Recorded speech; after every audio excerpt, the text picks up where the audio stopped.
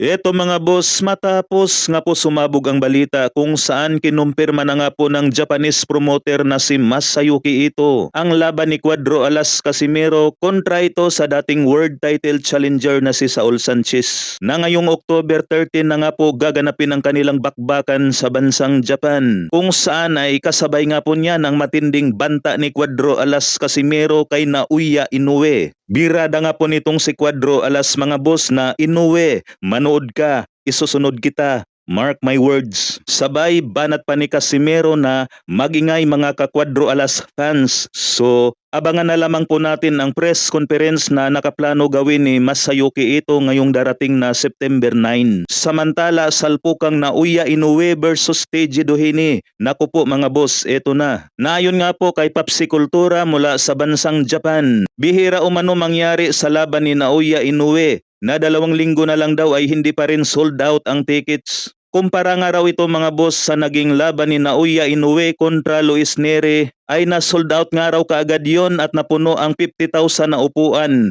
Ilang linggo lang daw yun mga boss, talagang napuno ang Ariake Arena, Tokyo, Japan. Pero dito nga raw sa Naoya Inoue versus Teiji Doheny ay wala pa nga raw 10,000 na upuan. Na ang ibig sabihin nga po niyan mga boss, kung nasa 50,000 ang upuan ng Ariake Arena, ay lampas 40,000 pa ang mga bakanting upuan sa ngayon.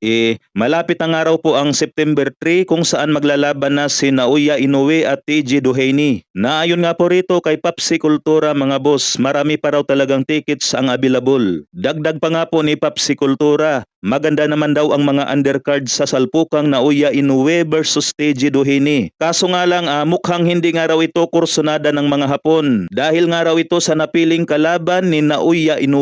So yan nga po ang sabi ni Papsi Kultura mula sa bansang Japan. Ganon pa man mga boss, mapuno o hindi ang Ariake Arena sa darating na September 3, bayad pa rin naman ang mga boksingero mga boss. Yun nga lang pagdating sa promoter pwede silang malugi dyan. Pero makikita naman natin yan sa darating na September 3 mga boss.